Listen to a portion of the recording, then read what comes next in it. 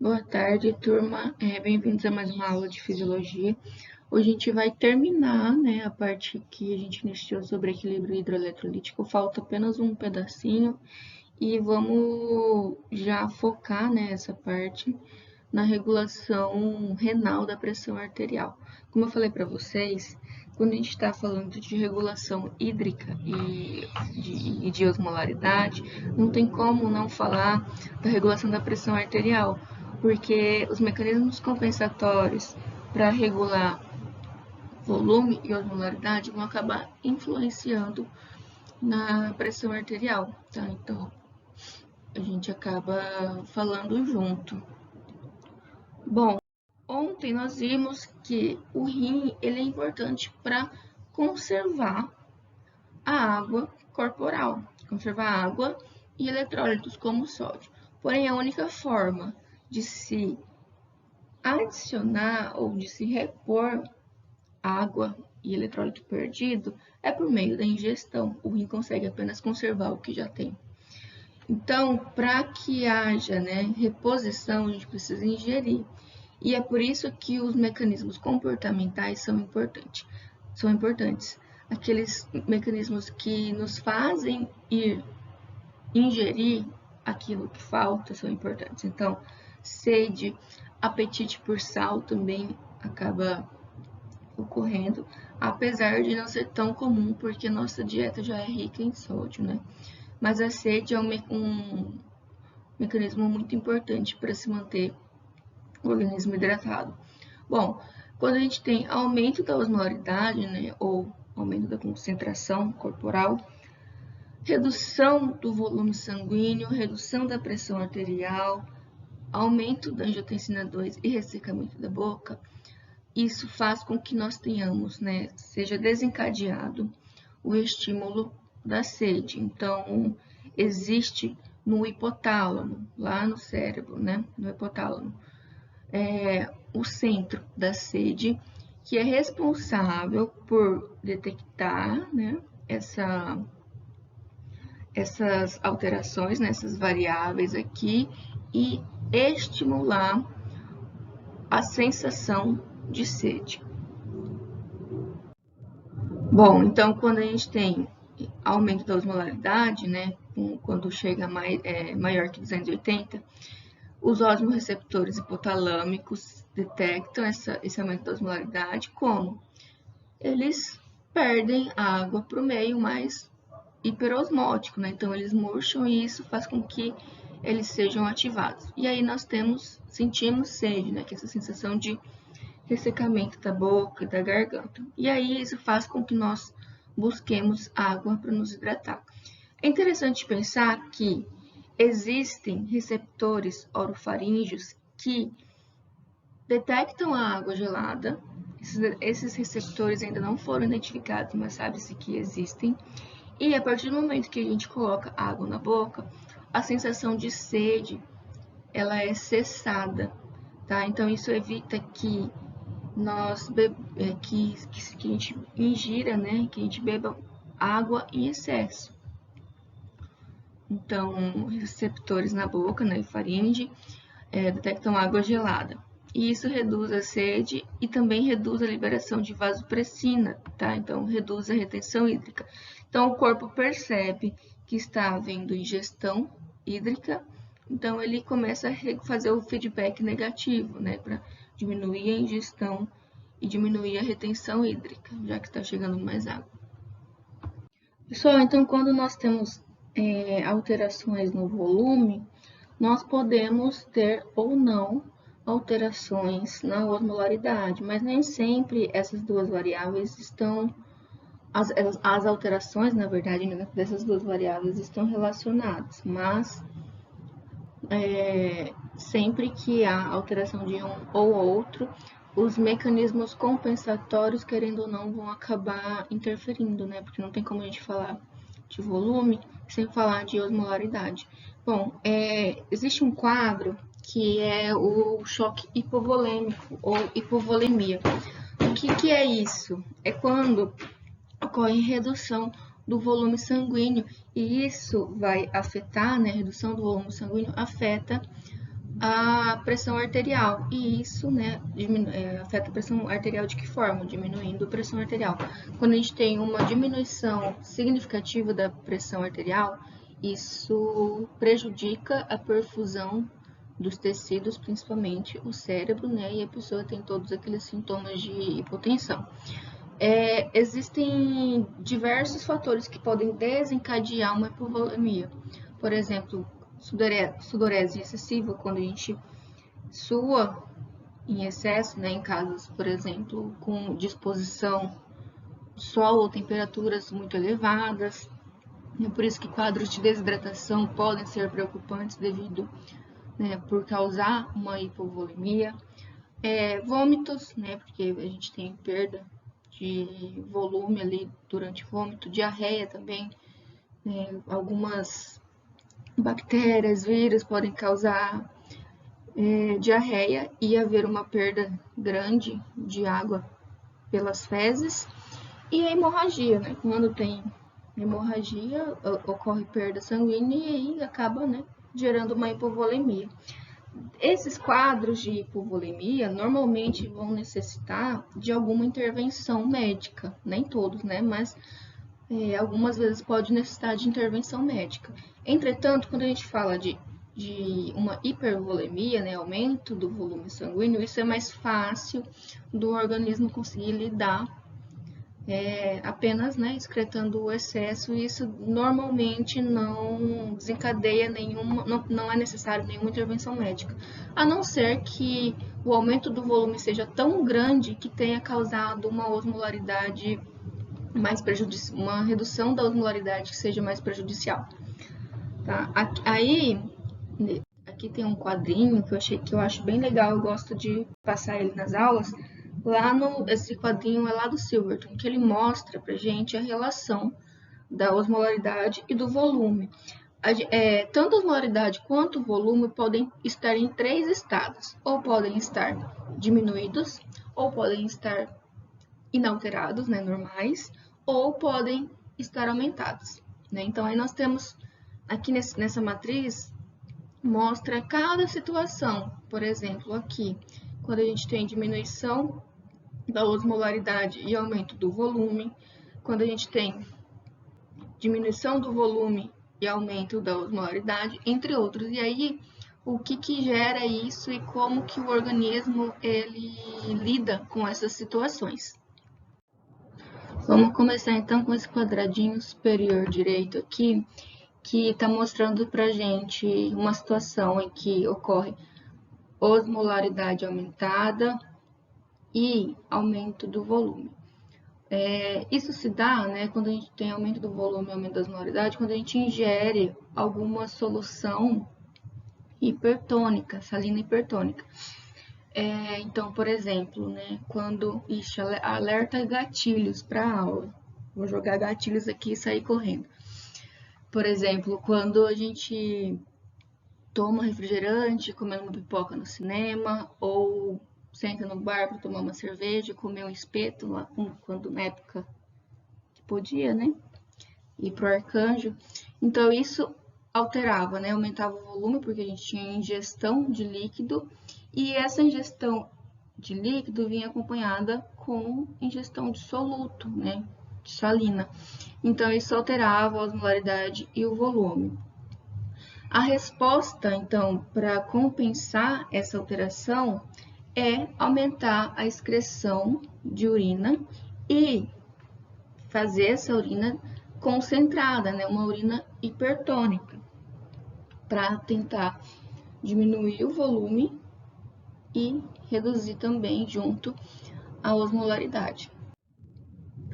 O segundo quadradinho aqui, ele nos mostra quando a gente tem aumento do volume, porém sem alteração na osmolaridade. Então, quando houve uma ingestão de alguma que tornou, né, a solução isotônica, então a gente tem aumento apenas do volume. A solução seria, então, a excreção do volume, né, excreção urinária, perdão, de uma urina isotônica.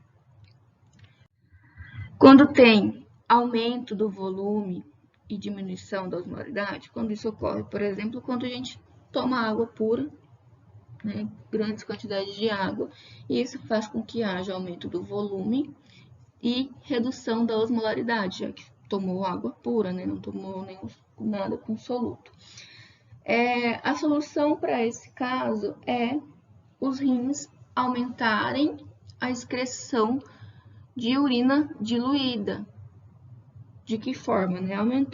Reduzindo a reabsorção de água. Então, aqui nesse caso, a gente tem inibição da vasopressina, né, para aumentar a excreção de água e aumento de algumas alterações hormonais que vão culminar na reabsorção de cloreto de sódio para tentar manter a osmolaridade que já está diminuída.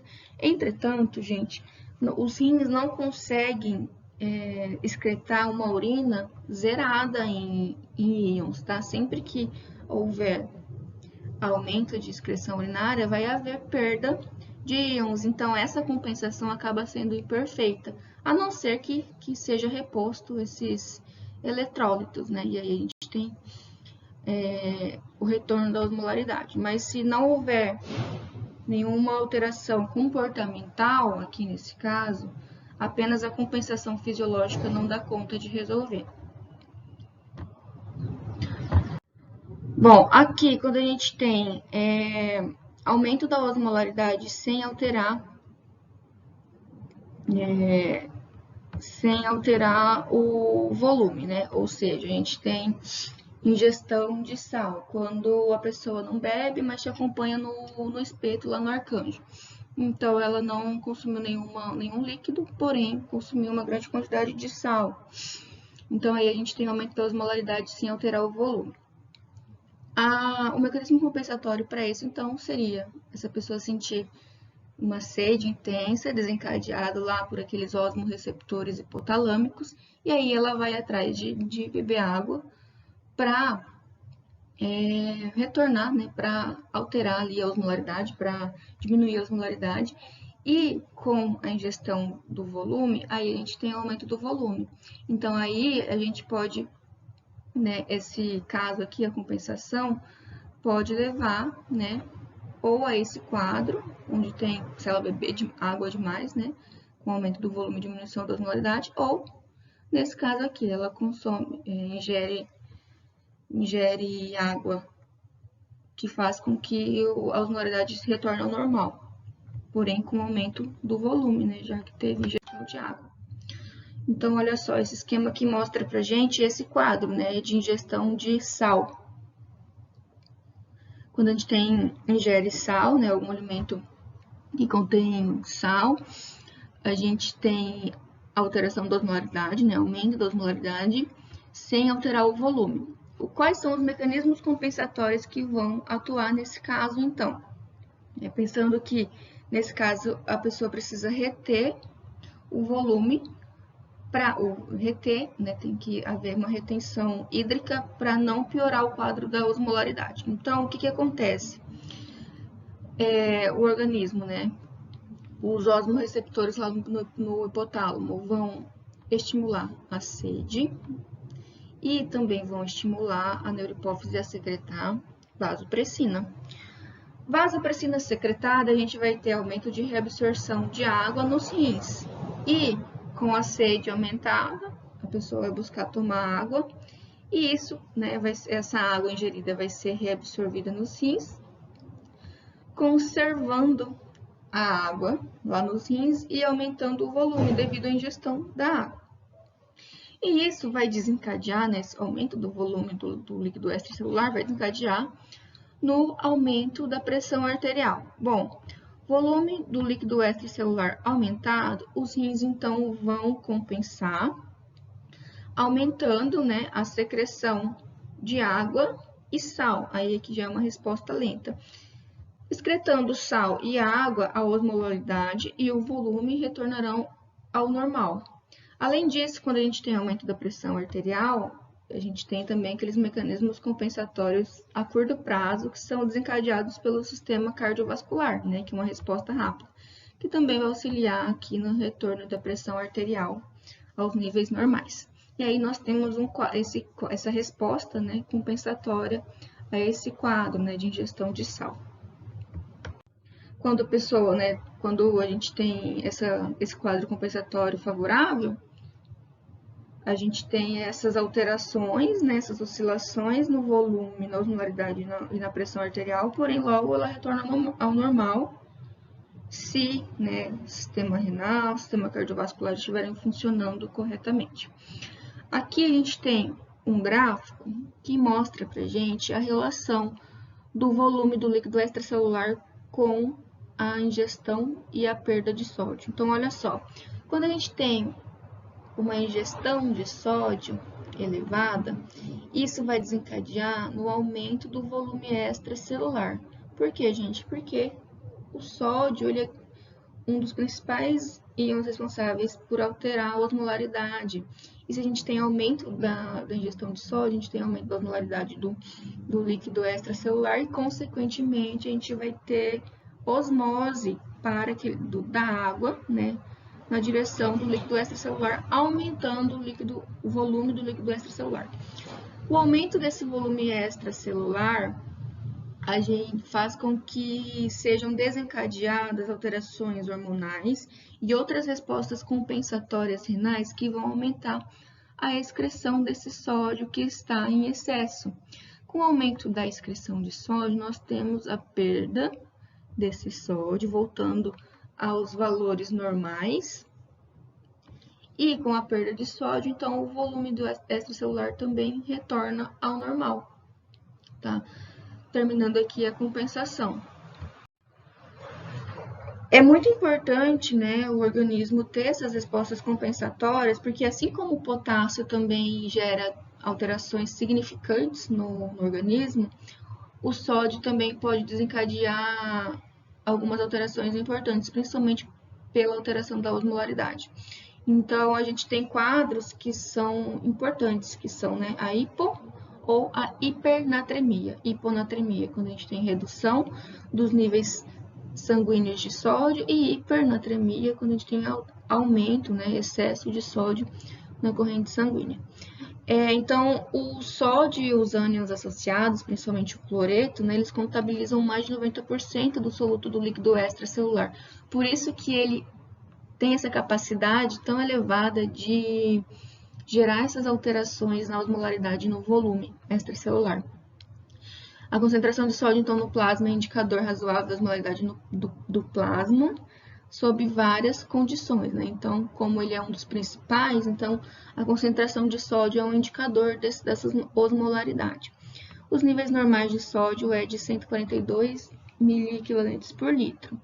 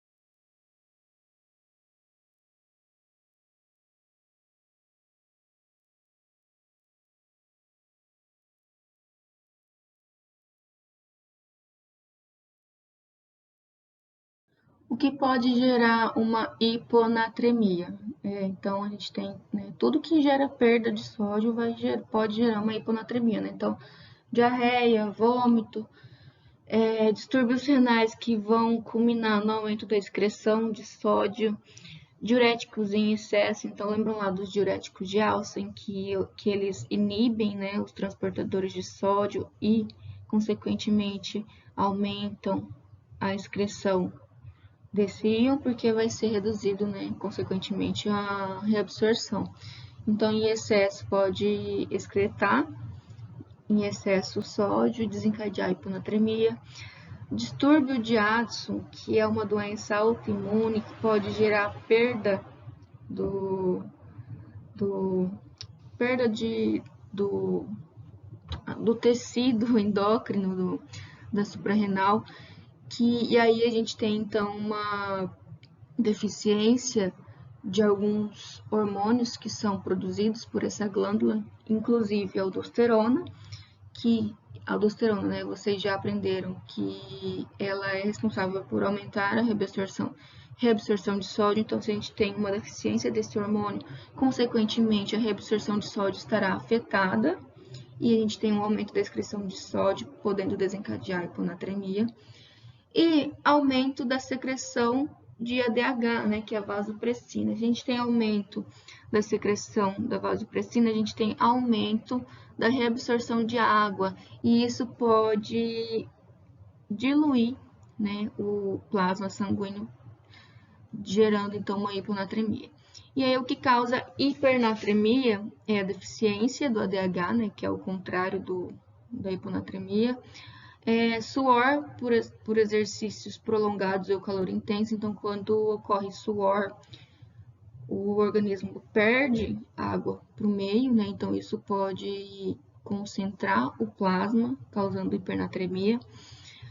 Secreção excessiva de aldosterona, que vai provocar, consequentemente, reabsorção excessiva de sódio, né?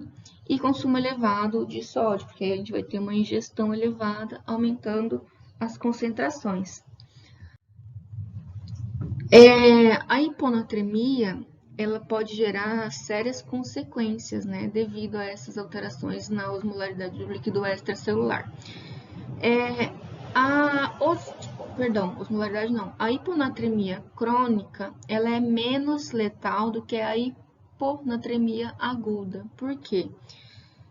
Quando existe uma hiponatremia que ela é mais branda, mas de forma crônica, o organismo consegue se adaptar e gerar algumas respostas compensatórias para diminuir o estrago. Como assim? Olha só. Aqui nós temos o cérebro, né, que ele é extremamente sensível a essas variações de osmolaridade do líquido extracelular. Quando a gente tem redução do sódio no líquido extracelular, isso faria com que houvesse osmose, né, na direção do líquido extracelular para dentro das células cerebrais, né, para dentro dos neurônios, desencadeando um edema cerebral, né?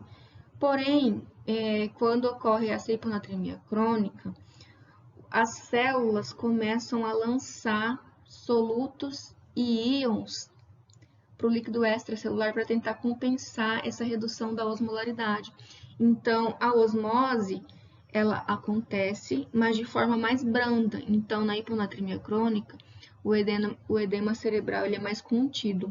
Agora, quando a gente tem uma hiponatremia aguda, em que não deu tempo ainda do cérebro se adaptar, a gente tem a redução da osmolaridade do líquido extracelular e ganho de água por osmose das células, do líquido extracelular para as células, né, devido a essa redução da osmolaridade do líquido extracelular. E aí ocorre um grande aumento do volume desse órgão, né? E o cérebro ele não pode aumentar de volume porque ele está contido ali no crânio, né? Então, quando ocorre essa alteração, isso pode gerar cefaleia, né? Que são dores de cabeça, letargia, desorientação, pode gerar até convulsões, coma e levar a alguma sequela cerebral ou até morte, dependendo do grau dessa hiponatremia. Voltando aqui naquela matriz, a gente tem aqui uma quarta situação, que é a redução da osmolaridade sem alteração do volume. Quando isso pode acontecer? Por exemplo, quando um atleta ele está competindo, ele perde grandes quantidades de suor e também perde água pela respiração. E se ele repor esse volume perdido com água pura, ele vai repor o volume vai estar normal, porém ele vai diluir esse plasma, porque ele não repôs os eletrólitos junto com o volume, porque quando a gente, né, quando tem um suor em excesso ali, querendo ou não, existe uma perda pelo suor de eletrólitos. Então, se esse atleta não repõe o volume com uma solução isotônica, isso pode desencadear a diminuição da osmolaridade. E aí, a compensação ela é imperfeita também, a não ser, né, que depois ele reponha esses eletrólitos para compensar a osmolaridade. O quadro que a gente tem aumento da osmolaridade com redução do volume é quando, por exemplo, a gente tem desidratação, né? Então, aqui nesse quadro é antes da reposição, né? Antes dessa situação aqui. Então, quando o atleta ele pratica um esporte ou ele está numa competição e não se hidrata corretamente, então houve perdas, mas ele não repousa, então está com redução do volume e aumento da osmolaridade. Ou quando tem diarreia, né, que causa redução do volume e, consequentemente, também aumento da osmolaridade. Para esse caso, existe uma resposta compensatória extremamente complexa que envolve várias etapas, porque quando a gente tem redução do volume, redução e aumento da osmolaridade, várias coisas estarão alteradas aqui, inclusive a pressão arterial. Então, a gente vai ter também mecanismos compensatórios que são ativados devido à hipotensão. Em casos de desidratação mais grave, os mecanismos compensatórios, ele tem uma via de mão dupla. Na verdade, né, a desidratação grave gera uma leve confusão ali no organismo. Por quê? Existirão dois estímulos contrários, né, contrapostos um ao outro. Porque com a desidratação a gente tem redução do volume e com a redução do volume a gente tem hipotensão. Os mecanismos compensatórios da hipotensão geram um estímulo para a secreção de aldosterona pela ativação lá do sistema renina-angiotensina. Porém, o aumento da osmolaridade nesse caso faz com que ocorra inibição da secreção de aldosterona. Por quê? Porque a aldosterona reabsorve sódio, né? Então, se a gente secreta aldosterona, vai aumentar a reabsorção de sódio e isso não vai compensar o aumento da osmolaridade. Então, tem esses dois estímulos contrários, né, que, entre aspas, confunde o organismo ali. Então, o que vai acontecer nesse caso, então, de desidratação? Então, aqui é o que eu falei, né, os estímulos para aldosterona é a redução da pressão arterial por ativação do sistema renina-angiotensina e também o aumento da concentração de potássio, porque a aldosterona, ela reabsorve sódio e secreta potássio, né? E aí, quando a gente tem esses estímulos, a gente tem secreção de aldosterona pelo córtex da suprarrenal, ela vai atuar nas células P do ducto coletor, aumentando a reabsorção do sódio e da secreção de potássio. Entretanto, quando a gente pensa numa desidratação grave, em que a gente tem osmolaridade muito alta, essa osmolaridade muito alta, ela vai inibir a secreção da suprarrenal. Então, é meio que o organismo escolhendo tratar com um maior cuidado a osmolaridade alta do que o sinal aqui da pressão arterial. Porque o aumento excessivo da osmolaridade, ela pode ser muito mais prejudicial do que a queda na pressão arterial, até porque a queda da pressão arterial, a gente tem outros mecanismos compensatórios, né, cardiovasculares que vão atuar ali. A osmolaridade muito alta, a gente viu que quando é aguda, ela pode gerar até a morte, né, então por isso que o organismo prioriza tentar regularizar essa osmolaridade muito alta, inibindo a aldosterona. Bom, então as respostas compensatórias da desidratação, né? Precisa conservar líquidos para não aumentar ainda mais o quadro de desidratação. Existem reflexos cardiovasculares para aumentar a pressão arterial que está reduzida devido à redução do volume. E a gente tem os mecanismos comportamentais que vão desencadear sede para tentar elevar o volume sanguíneo, diminuir a osmolaridade e aumentar a pressão arterial. Olha só, esse desenho aqui, ele é maravilhoso, porque ele mostra a integração fisiológica no caso de desidratação. E esse quadro de desidratação grave é bem legal para vocês estudarem, para vocês entenderem realmente essa integração entre o sistema cardiovascular e o sistema renal para controlar essas variáveis, volume, osmolaridade e pressão arterial. Então, aqui, gente, na desidratação grave, como eu falei para vocês, a gente tem, né, na desidratação grave, redução do volume sanguíneo e aumento da osmolaridade. Redução do volume sanguíneo vai desencadear numa redução da pressão arterial. Então, a partir disso, a gente tem alguns mecanismos compensatórios sendo ativados aqui. Mecanismos cardiovasculares e mecanismos renais. Bom, aqui, então, ó, a gente tem, né, mecanismos cardiovasculares. Com a redução da pressão arterial, a gente tem, né, o reflexo barorreceptor. Então, os barorreceptores carotídeos e aórticos vão detectar a pressão arterial reduzida, vão mandar esses sinais sensoriais para o centro de controle cardiovascular, que vai aumentar a estimulação simpática e diminuir a estimulação parasimpática. Com isso, o que vai acontecer? Algumas alterações importantes ali cardiovasculares, como redução da frequência cardíaca e...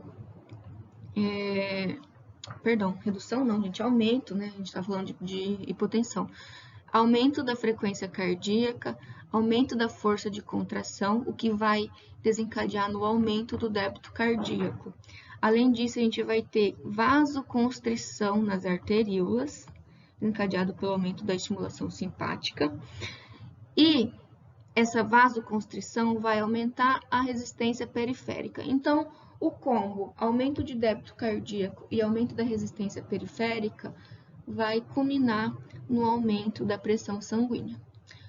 Aí, passando, né, para os mecanismos renais, aí nós temos então, né, que uma hipotensão vai estimular as células granulares a secretarem renina. A renina, lembrando, ela também é secretada a partir do estímulo simpático, que está ativado lá pelos barorreceptores, e também, né, pelo fluxo reduzido na mácula densa, devido à redução da taxa de filtração glomerular. Então, com o aumento da renina, a gente tem o angiotensinogênio sendo clivado em angiotensina 1. A angiotensina 1 ela é convertida pela enzima conversora de angiotensina em angiotensina 2. A angiotensina 2 ela vai desencadear uma série de alterações também. Então, a nível vascular, ela vai promover vasoconstrição nas arteríolas, o que vai desencadear aumento da resistência periférica, auxiliando aqui no controle da pressão arterial.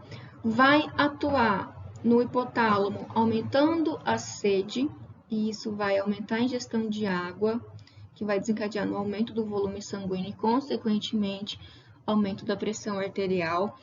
E atuaria, né, aqui no córtex da suprarrenal para estimular a aldosterona. Porém, como a osmolaridade está alta, essa via aqui está inibida da aldosterona. Então, a angiotensina vai atuar basicamente no estímulo da vasoconstrição, na sede e na liberação de vasopressina. A vasopressina, ela vai promover lá no néfron distal o aumento da reabsorção de água, que vai desencadear no aumento do volume sanguíneo e, consequentemente, aumento da pressão arterial também.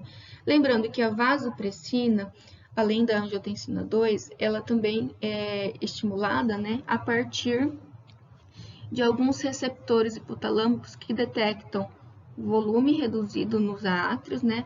Os barorreceptores também enviam sinais para aumentar a secreção de vasopressina. e os osmorreceptores desencadeados pelo aumento da osmolaridade, tá? Então, com o aumento da secreção de vasopressina, a gente tem aumento da reabsorção de sódio, juntamente com a ingestão de água maior, a gente aumenta o volume e aumenta a pressão arterial. Com o aumento do volume, a gente tem, então, a redução da osmolaridade também. E aí a gente consegue ter esse quadro de compensação da desidratação grave. Normalmente, gente, isso é um quadro muito específico, tá? De desidratação grave. Quando a gente tem alterações mais brandas, essas respostas compensatórias podem não estar todas juntas. Às vezes, quando a gente tem uma hipotensão, apenas os mecanismos cardiovasculares conseguem resolver, ou precisa lançar mão de mecanismos renais. Mas eu trouxe esse quadro porque ele é interessante mesmo para mostrar essa integração. Bom, aí depois aqui a gente tem, né, na matriz de novo, quando a gente tem nenhuma alteração na osmolaridade, porém redução do volume, em quadros de hemorragia. Então, quando ocorre perda sanguínea, como a gente perdeu todo o sangue, né, todo o sangue que eu falo assim, né, concentração ali tá igual, né, então houve perda de sangue e não de água ou de soluto, então isso não vai alterar a osmolaridade, porém vai reduzir o volume sanguíneo. Uma forma de controlar, né, de compensar esse quadro, seria por reposição de sangue, né, então por uma transfusão sanguínea, ou se a transfusão sanguínea não for necessária ou não for possível, aí a pessoa pode consumir uma solução isotônica que depois de algum tempo, né, o organismo vai ser capaz de produzir as células sanguíneas que foram perdidas. Então, como eu falei, né, transfusão ou reposição isosmótica. E aí o último quadrinho aqui, que é quando a gente tem redução tanto da osmolaridade quanto do volume sanguíneo. Isso é desencadeado quando a gente tem uma compensação incompleta da desidratação, quando o organismo não consegue nem compensar a osmolaridade e nem o volume sanguíneo, desencadeando nessa situação aqui. Gente, então a aula de hoje é só isso, por incrível que pareça, né? A única aula curta, com menos de 40 minutos. Obrigada pela atenção de vocês. Essa também é a última aula de renal e também última aula desse módulo 3, tá? A próxima aula a gente entra com o módulo 4, com sistema respiratório e sistema digestório. Então, bons estudos para vocês. Qualquer dúvida é só me chamar e até mais.